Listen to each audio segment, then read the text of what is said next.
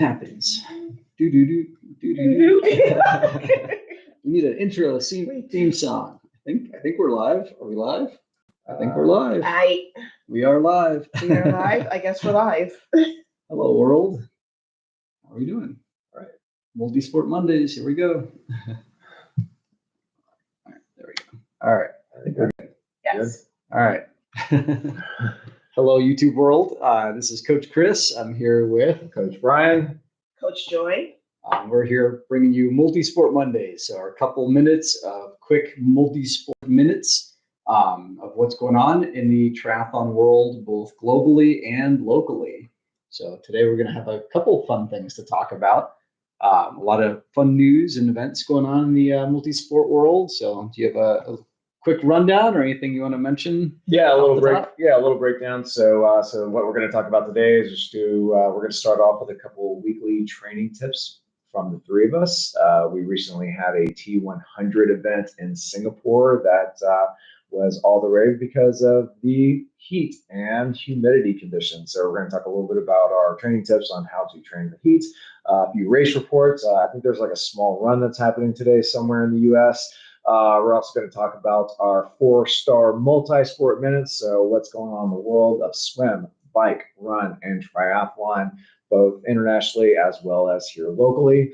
And then talk a little bit of some other Coach's Corner ideas on some things going on with some tech, maybe some metabolic science, as well as strength training, and talk a little bit more about our clubs and what's happening in our world here in Chicago. So with that being said, let's talk a little bit about weekly training tips. So again, heat acclimatization is probably something we should start talking about now, especially if we have races coming up at Ironman Texas, places where people here in the Midwest may be traveling to go perform their Ironman races or any other triathlon distance races. But if you're not used to training, much less racing in the heat and humidity, what are some of the things that are some of your hot tips that you provide to athletes as to how to acclimate while here in the Midwest and it's freezing cold still? So Chris, any key tips? Yeah, so today is actually one of the first warm days we have in Chicago. So the first tip is get acclimated and every opportunity you have when it's nice and warm outside. But you can do a lot with indoor training as well. I do a lot of indoor bike training, and I actually have my bike in a very enclosed space with a wall right next to me. So when I get really hot, it gets really humid. And so I can kind of get used to the humidity just training indoors. Yeah.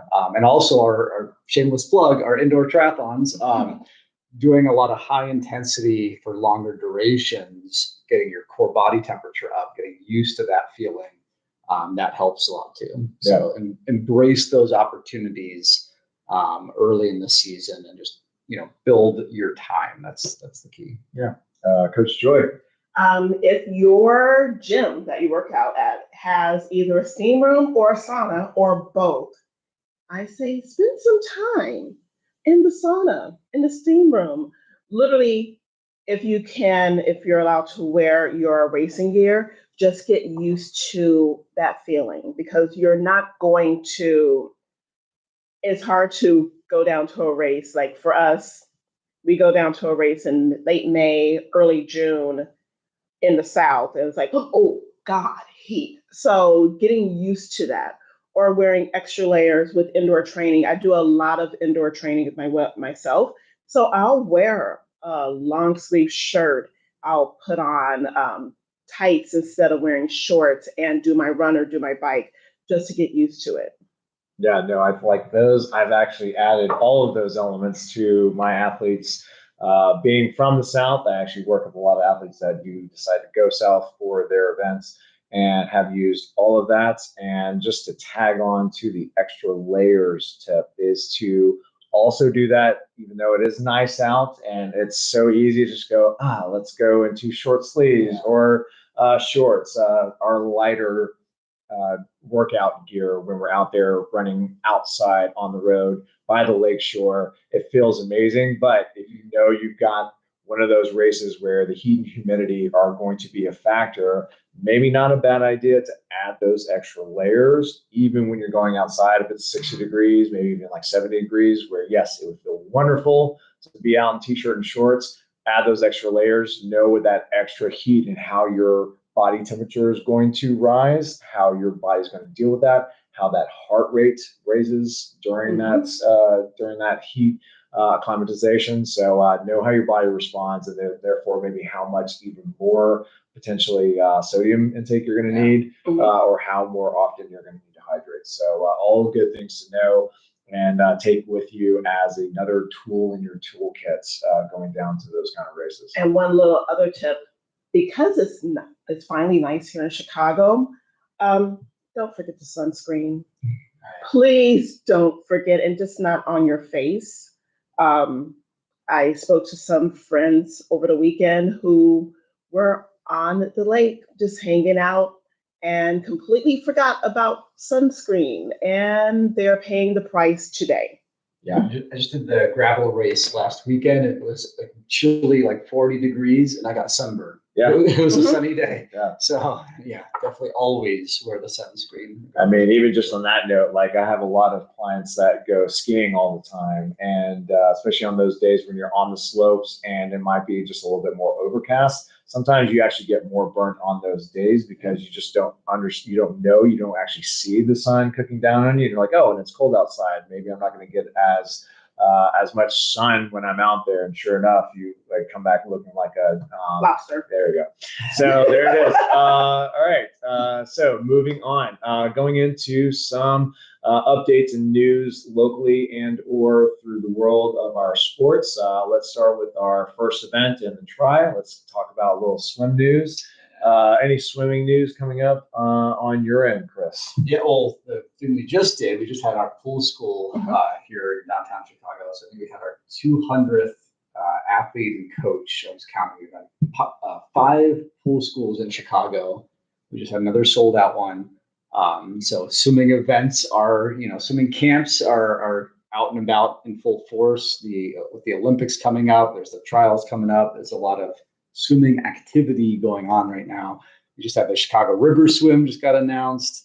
The Chicago Open Water Swim Clinics that are done leading into the Chicago Triathlon just opened up registration. So there's just a lot of activities going on right now. Yeah. So I work with the Master Swim team, and the Illinois Master Swim Meet is coming up the weekend of May 3rd through 5th.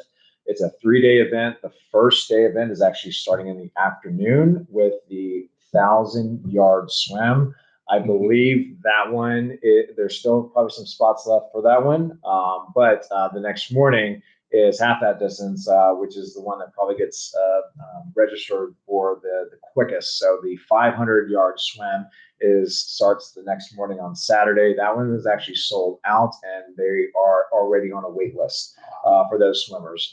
But then you have a good mixture of different both men's and women's and mixed events throughout the day on Saturday, and then you have a lot of your sprint distances happening on that following Sunday, as well as relays. So if you're part of a Master Swim or something that's been interested in you doing to kind of get your swim back into gear for race season, for triathlon this summer, it's a great way to do it. It's a fun way to mix it up. One note is you will need to register through U.S. Master Swimming to compete in the event. So if that's something that you're looking for to do, to try out, you do not have to qualify for the state meet. It is something that you can go in and register for and go in. And we've got a few swimmers of my Master Swim team going in on that Sunday. It's the only day we had available. So for all of us to go compete on an event. So we're going to mix it up on that Sunday. And right now we only have 3 people for a relay, which they said, you know what, if we can't find you a 4th,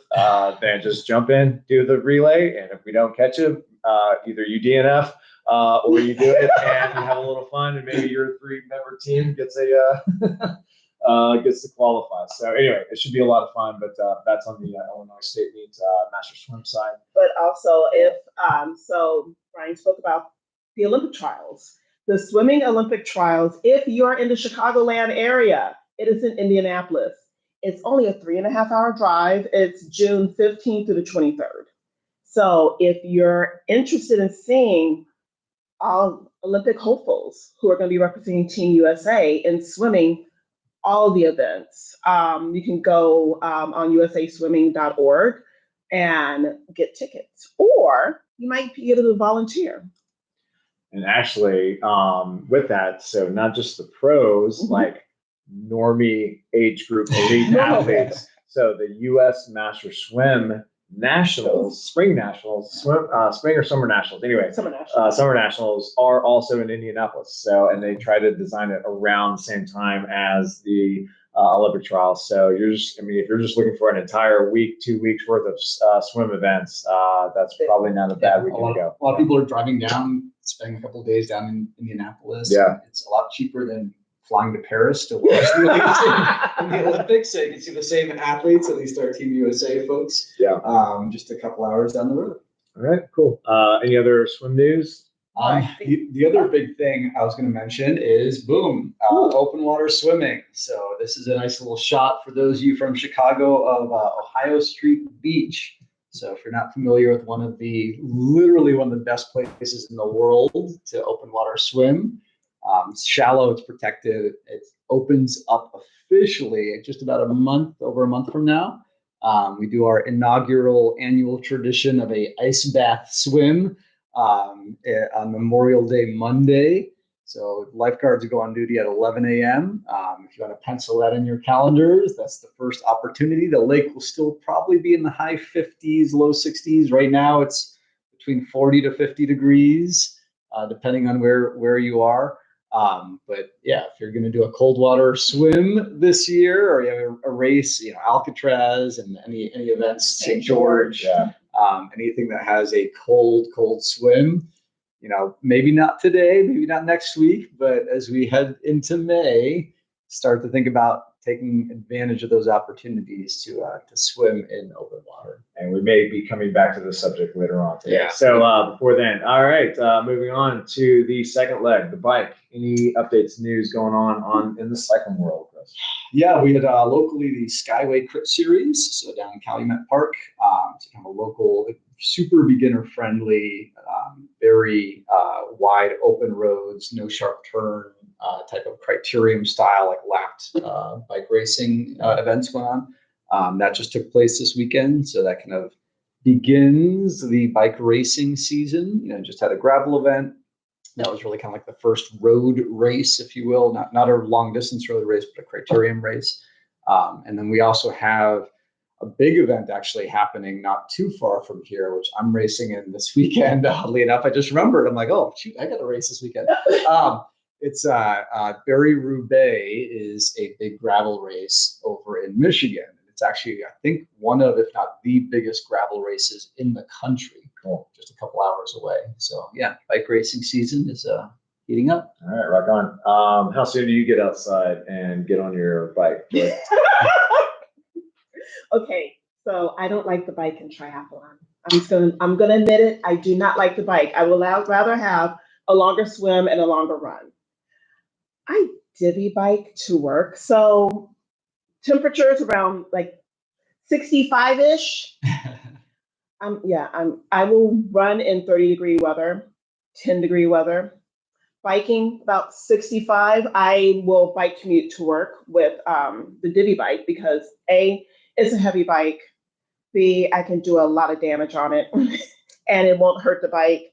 I also love my bike and I don't want it to get stolen. So that is why I ride the divvy bike, but it also helps me with my bike handling skills. So that's my story. I'm sticking with it. Cycling in this weather, this is like the first time it's really nice out to start riding outdoors. We just had the BFF Bike Shop just had their first beginner-friendly group ride that took place this past weekend. Yep. I'm actually going to help them along with some of our XXX Racing, local bike racing team cyclists, help out with their Sunday group rides. So we're actually going to do our first endurance ride, which will be about a 40-mile ride next weekend. So not this weekend, but next weekend. So cool. Check out the BFF website if you want to join in those. Just open, free, show up and ride with some other folks. Very beginner friendly.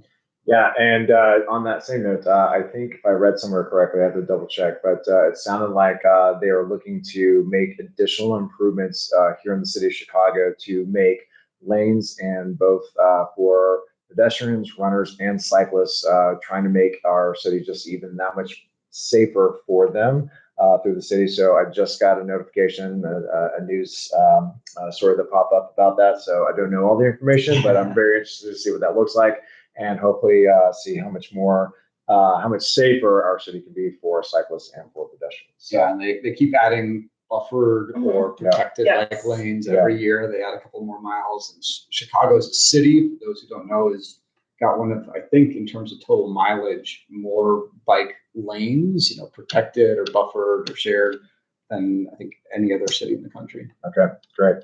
That's good news, and we'll be seeing how that improves our wonderful, so the even more safer cycling city. So, all right, on to the third leg, the run. I think there's a run happening, or today, a little fun run. A fun run, yeah. It's like a 5K, right? Yeah, a 5K marathon. Yeah, that thing. Yeah. Where's that at?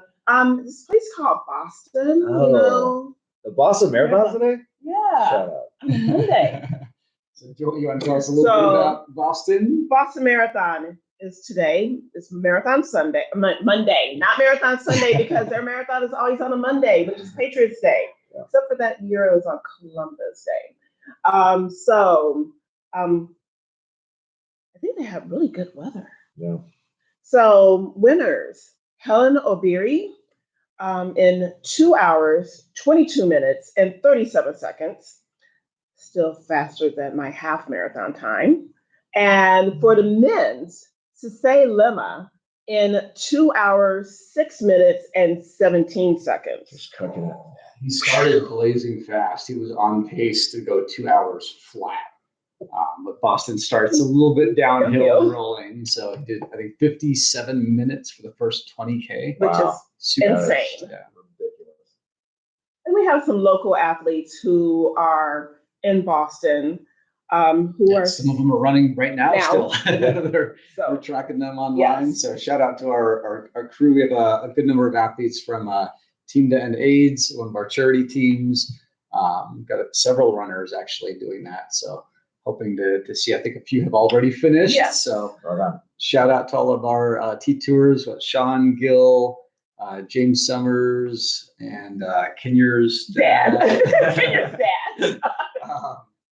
And missing at least one more. I forget, but we'll definitely give you guys shout outs. So yeah, if you have anybody that is running or had run or is maybe in the future training to qualify for Boston, please let us know. Give them a shout out down in the comments below. We want to try to celebrate everybody within our community here. So please let us know who they are and or who you are. And by the way, Helen, that was a repeat. Yes, it was, which is a rarity. Yeah. And well, for Boston, it is a rarity. I'm interested to see because a certain person who won Boston 10 years ago ran again. A Mr. Dude by the name of Neb. Oh yeah, did he run it? I believe so. I know he was up there. He's on our Rundup platform. He's one of our ambassadors. Yeah. And, you can get coached by Meb on Rundup. Let's see. Oh yes. Yeah. Wait a minute. Let's see. We're tracking updates live. Tracking update. He finished and a total time of 3:08:58. All right. Little casual shakeout. Yeah, just a little shakeout run. All right. You know. I mean, that's probably also closer to be like a casual run for my half marathon. Okay.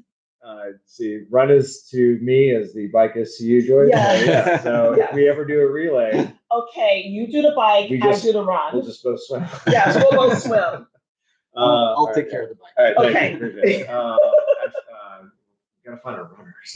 No, I will do the run. Oh, you'll do the run. I'll do the run. You I'll can do the swim. You'll bike. All right, cool. We have a team. Let us know if you'd like to see us do our relay. All right. Maybe the Chicago Tri Super Tri will have a coaches relay team. There you go. You might have to wear tutus. Yeah. Just to let y'all know. Little arrow tutu. Yes.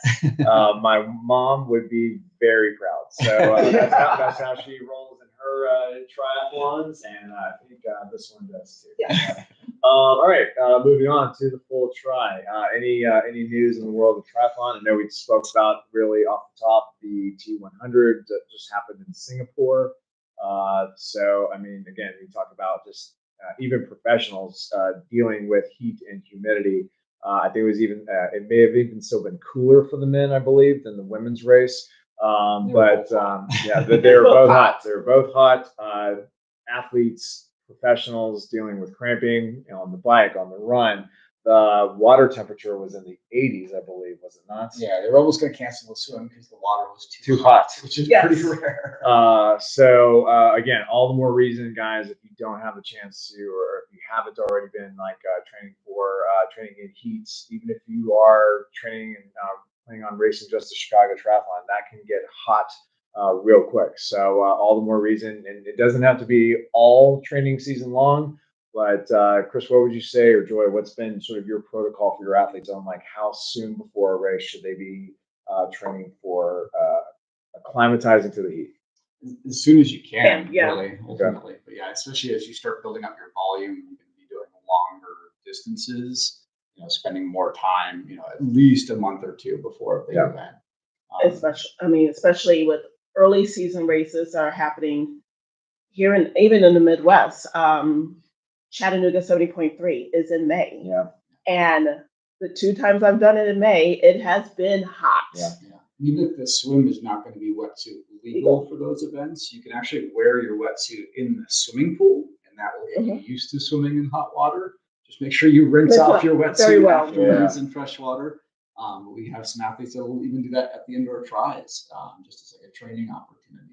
And get used to sweating a lot when you're swimming. Yeah, I mean, just by overall exertion, I mean, I'm pretty sure the heat and humidity has something to do with this. But even the winner of the men's race, Yuri, I mean, basically collapsed at the end of the race, and the next photo you see from him is a selfie in the hospital going, "I'm okay." But and I'll say this to all my athletes and to anyone out there listening. I mean, if you are a new beginner triathlete or not a professional, which is I'm pretty sure most of us, that is not the goal. So if we I know we sort of dramatize and we almost and sometimes lionize the crawling to the finish line and then just the collapsing at the end. I mean, remember, guys, this is their profession and this is what they do for a living. I mean, our goal here is to help you get to the finish line feeling great and not hopefully feeling like you're ready to collapse and hopefully going to the hospital. Listen afterwards. to your body. That is 100%. that's the biggest thing. Just listen to your body.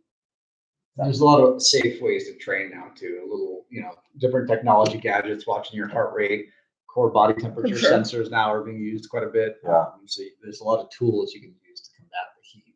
So all the pros wearing the heat sinks on their foreheads. If you've seen those hats and visors that have actual, like what you see on a laptop computer or desktop computer, those heat sinks on your head to increase surface area so you can cool down with more wind and more water hitting you. Cooling towels. Cooling towels. The pros are dumping ice buckets on themselves and using ice socks, socks filled with ice down their backs, down their chests. Arm sleeves that you can dump with water to help cool your body temperature. There are sports bras now, ladies, that have pockets in it. Sports bras are for putting ice in. So you can put like nice, they have pockets now that you can just throw ice in. Yeah, if you watch the T100 series, the 100-kilometer bike race series that just happened in Singapore, it was really hot. If you watch the broadcast, the replay, you can watch the female pros. Lucy Charles Barkley was in the lead, and then she got passed. And as they go through the aid stations, they're just literally grabbing cups full of ice, dumping it down. Their sports bras, every inch of their body just getting covered. So yeah, those are little tips and tricks. Keep yourself hydrated. Indoors as well. Another event that was happening this past weekend was actually in London. Right. Indoor Super Tri-E, as it's called now, the arena games. And that was the Zwift, basically indoor triathlon world championships. on the Zwift platform. They swim in a swimming pool at a big Olympic natatorium that they had in London. And they set up their bikes and treadmills on the side of the pool deck, and they do 3 triathlons rapid fire. And athletes were cramping in those, even though it was only, I think for them, like a 4 or 5K bike and a 1K run, and a 200-meter swim. So a super duper sprint. There were athletes who were cramping up and whatnot just because of that intensity and not fueling with enough sodium and enough hydration. Speaking of which, like on the articles and like when they were doing the Singapore recap, is part of the reason why some of the athletes were saying that they were cramping a lot is because they were missing a lot of their nutrition, right? So that they were missing water bottles on the bike. Yeah, there's one. If you it's like a if you video, watch, like there's like miss, right? And I think one of the rules that they just incorporated was that the volunteers couldn't run with to try to match speed. So that a storm was coming in, the humidity level skyrocketed. Yeah. So the water bottles that they had chilled with more ice ended up getting lots of condensation. So just super slippery. Every pro that was trying to grab a water bottle. Yeah. There's one pro that he had 6 bottles in a row. Right. I saw 6 that. volunteers. Yeah. It's Drop, like drop, miss. Yeah. So yeah, it's interesting what happens in extreme conditions. Yeah. So maybe another training tip is number 1, especially on those long courses, if you can, try to have everything that you're planning on fueling with on yourself, like on your bike, on your body. Otherwise, do some training with a friend, a coach, another athlete of learning how to grab nutrition on the bike. That is a learned skill. Chris, do you ever do any of that with your athletes? We do clinics, usually for Ironman, short course triathlons. Not so much, right? Long distance tries, you want to get used to the little tricks of sticking your hand out, making sure you're not grabbing the water bottle too high or too low. So example, if I have a water bottle here, and if a volunteer is holding it down here and I'm coming from this way, I don't want to grab it with their hand behind it because I won't be able to get the bottle. And I want to be careful when I do grab it that it doesn't flick and flip over. So there's a lot of little tips and tricks on working on pulling your arm back. Also, hopefully volunteers holding the bottles from the bottom or from the top, ideally. Making eye contact with that volunteer. Point out to the volunteers' credit, watching those videos of watching the athletes go through there. I mean, the ones that I saw, they were trying to do everything right based on palming the water bottle, but it was just slipped out. It was like a water bottle covered in oil. There's really no way of grabbing that, essentially. Anyhow. Okay. So, any other tri news? I know for our shameless plugs of our indoor triathlons, we have 2 more coming up. One this coming weekend, this Sunday. Yep. Yeah, we're here at the Lakeshore Fitness Center here downtown Chicago. And then the next week following is going to be on the Saturday afternoon, evening at the Edgewater Athletic Club. Up on the north side of Chicago in Edgewater, followed by a nice little social event at Burke's Public House, which is right down the street on Clark. So, excuse me, Broadway. No, Broadway. Sorry. I should know better. Anyway, but so we'll have a couple of indoor tri events that are coming up. Chris, in terms of attendance level, where are we at on both of those, and are there still spots available? Yeah, there's still a couple of spots available, beginning to fill up. You always want to sign up early, because you pick your start time. So the most popular start times will get snatched up pretty quick. Yeah. The Edgewater one, we have very limited capacity, so it's an afternoon race that leads into that social hour. So starting at 3:30, ending at 5:30. Yep. So I think there's only a couple of spots on that one. And then the one this weekend in the morning, we have a couple more spots. We might open up more if we need to in an early wave. But yeah, sign up early because they are filling up. And we'll see. We might announce some more triathlons after this series ends. We got some big prizes for this one as well. So sign up, get your racing season started early because outdoor season is here. Outdoor season is here. All right, fantastic. Anything else on the tri? No, not really. We got Ironman events coming up, hot and heavy, so we'll be covering those, I think, in future weeks as we get into the racing season. Okay, rock on. All right, let's stay local. Let's talk about some club news, some local training club events going on. Anything in y'all's world in terms of club announcements or anything that you're aware of, like clubs letting us know like what's going on in their world, any updates, training, anything in that arena. Yeah, I got the Chicago Tri Club just started their newbie program. So started training towards the Pleasant Prairie Triathlon. Our local charity team, Team Done AIDS, in the official training programs for the Chicago Triathlon. We're starting in a couple of weeks. So doing an info session. Training is going to start the first full week in May. So that's coming up pretty quick. Our BFF groups, group runs and group rides already starting. They're also going to have a garage sale. So if you want to get good gear at a pretty low price, gently used items people sell, and proceeds go to charity partners. But you can sell your own items too. So if you have some gear to get rid of, that's how I empty out the closet. Hey, a lot of people getting rid of old wetsuits, dirt cheap, bikes. You can get some pretty good deals there. We've seen race wheels. What an amazing opportunity for like if you're brand new and you're trying to do triathlon for the first time on a budget. This is awesome. That's a great way to stack up. Yep, May 4th, I think it is. May 4th, on the BFF website, bffbikes.com. You can sign up to either sell or just to attend. So definitely check that out and take advantage of that because that is the gearing up opportunity for our local triathletes, especially beginners. Yeah, and if you didn't get that, just double check in the description after the event or the live stream and their contact information. That information will be up on the site. And if you need to get your feet wet in terms of local training opportunities, we did just have our big pool school that wrapped up with TRI here in downtown Chicago. At the Lakeshore Sport and Fitness location, right downtown off Michigan Avenue.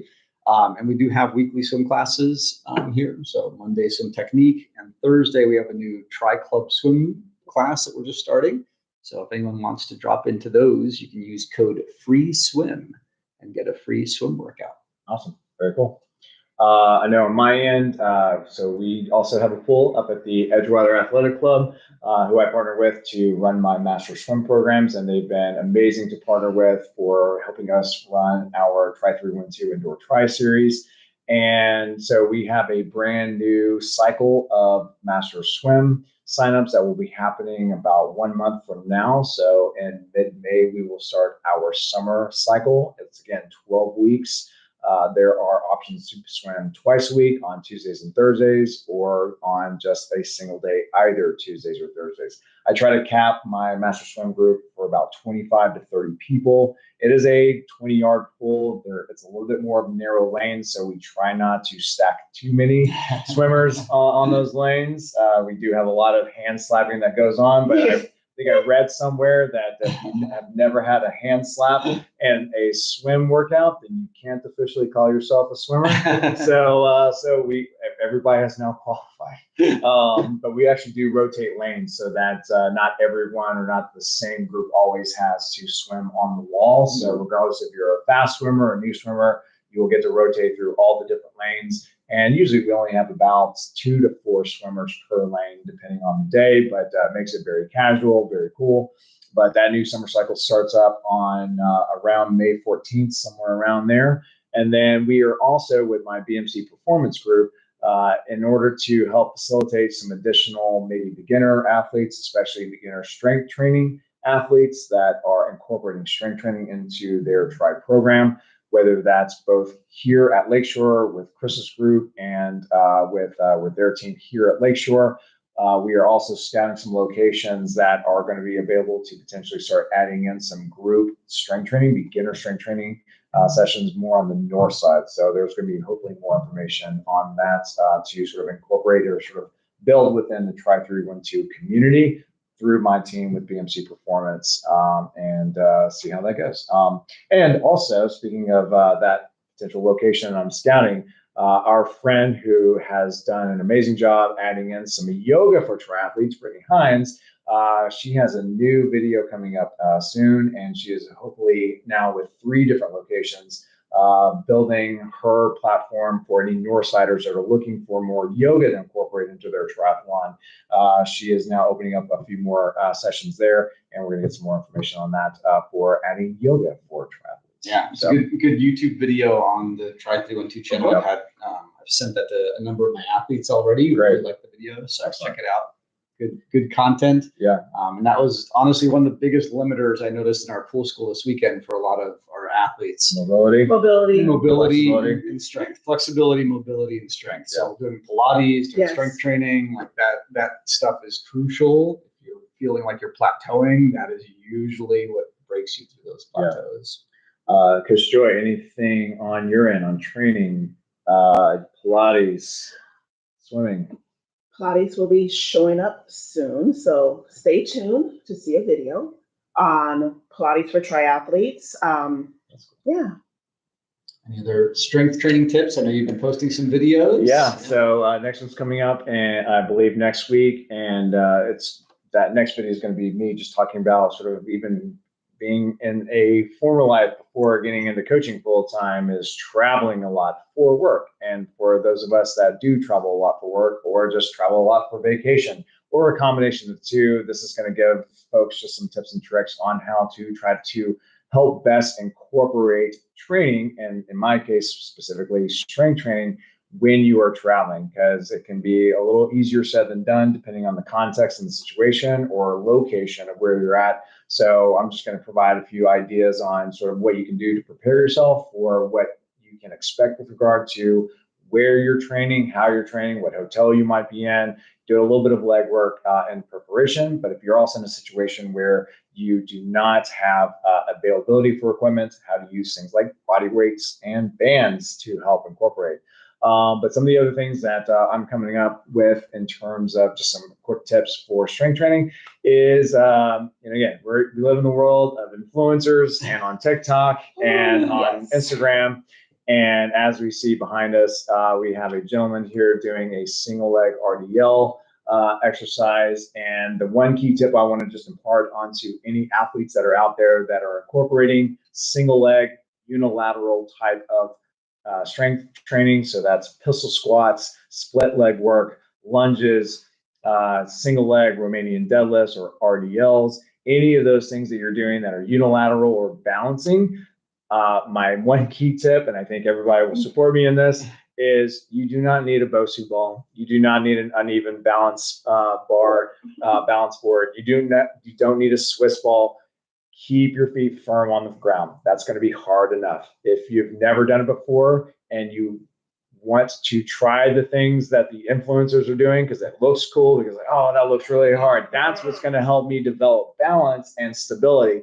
You're probably going to be closer to breaking an ankle or twisting an ankle or an ACL. You'll develop injuries. And create injuries versus developing actual strength. So my one key tip is that when you do incorporate single leg work, stay on a stable surface. And trust me, it'll be hard enough. Unless you are a 10 out of 10 on every single one that you do, you might want to graduate to slightly more imbalanced platforms. But for the vast majority of us, stay on the flat ground, learn to balance there first before moving on to any other surfaces. Any other notes on that, coaches? Just if it looks crazy on social media, just don't do it. Stay away. Stay away from it. Stick with the basics, as Brian was saying.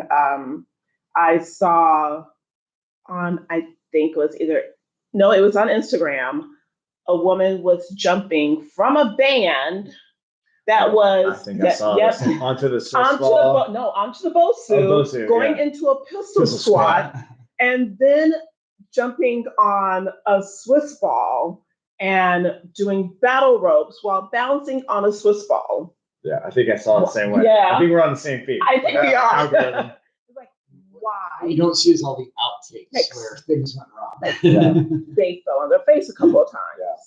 So injury is probably going to occur more like on an unstable surface. Stay on a stable surface, develop that strength first, move on, but only if you're slowly and progress, right?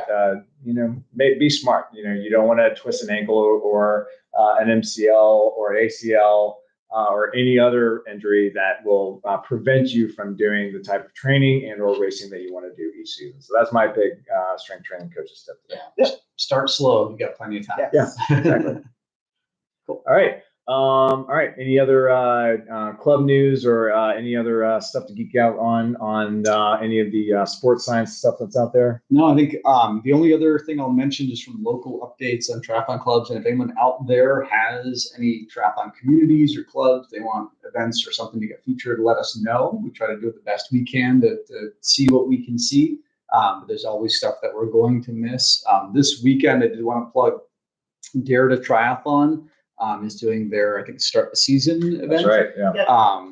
And that's a good early season fundraiser and social event.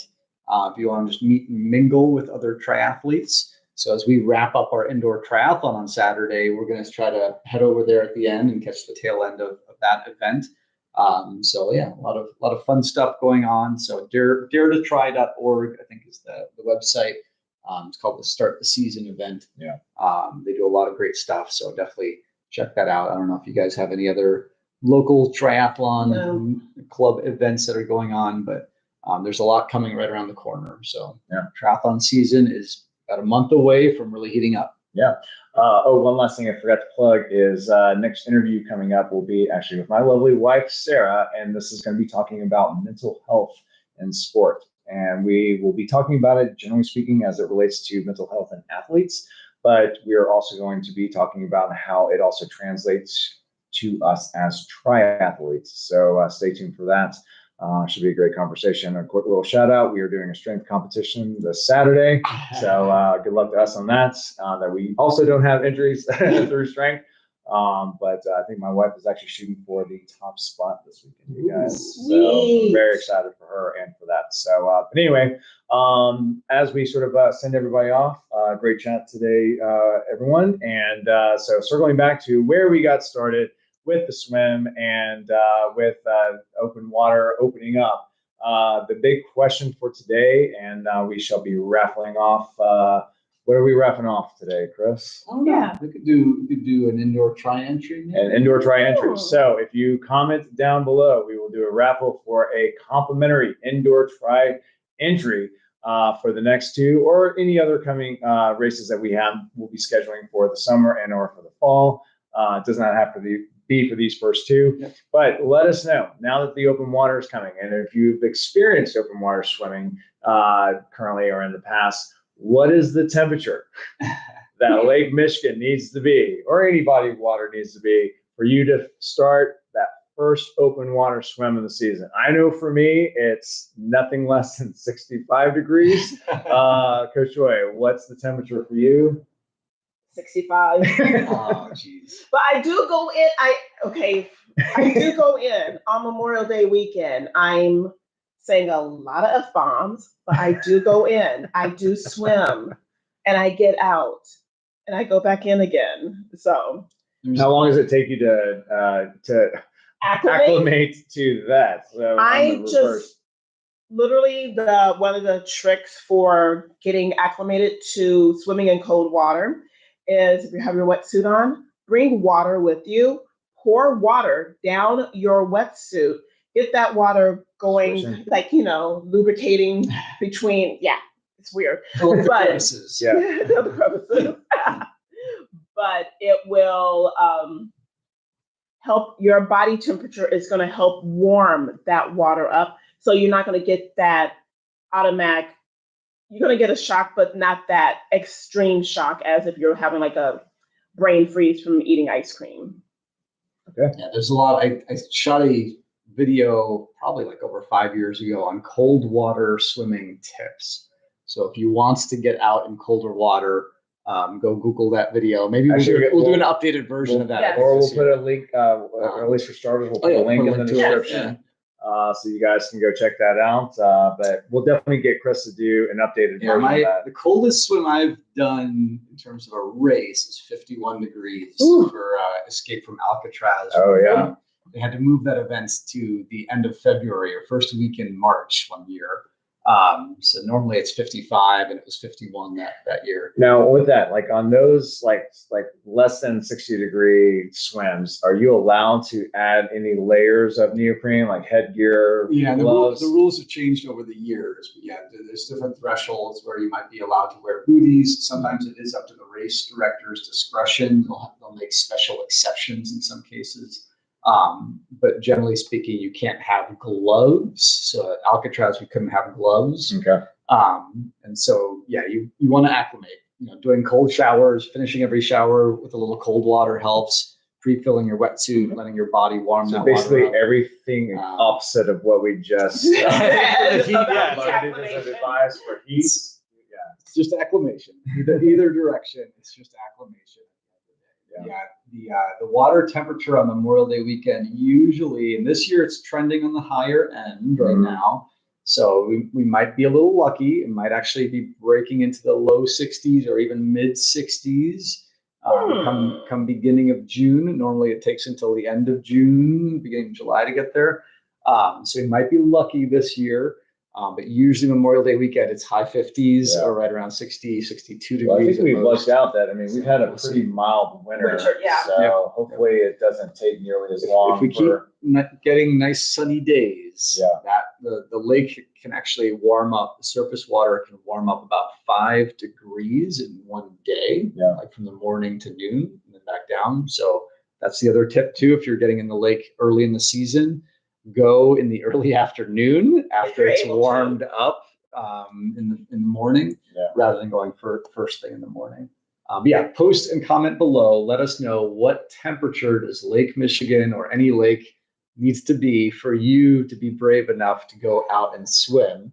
And we'll have to maybe we'll do an episode down at Ohio Street Beach. There you go. And we'll get in based on what temperature people tell us is the temperature that they would swim at. And maybe for our future Monday mashups, we can start giving a little bit of an update each week of what the temps are, and maybe even what the forecast might be for conditions. Yeah, we'll give some links too, because there's a couple different places where you see water temperatures posted, and it can vary a lot from good beach apps to beach. to get, and also offshore versus inshore, the water temperature can be 10 degrees different. So some places right now it's in the low 40s, and it's even creeping up into the 50s already. So it just depends on where you're looking. We'll cover that in the future. Leon, if you're watching, if you'd like to let everybody know in the comments and give a shout out to Leon Strathlon, the official or unofficial first race of the season.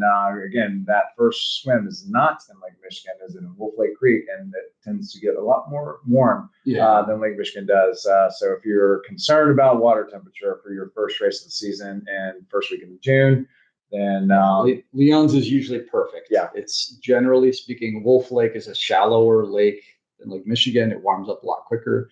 So it's usually at least 5 up to 10 degrees warmer than Lake Michigan. So it's generally in the mid 60s is usually where Leon's race is. So perfect open water swim race or triathlon race to do early in the season. All right. So maybe for those of you that are more, I don't know, I want to say like on the crazier side of getting out early with like super freezing cold weather like this guy. Enjoy. We will see you when it gets 65 or warmer. But again, you guys good? Yes, we are good. All right, fantastic. So for Coach Joy, Coach Brian, Coach Chris, thank you guys very much.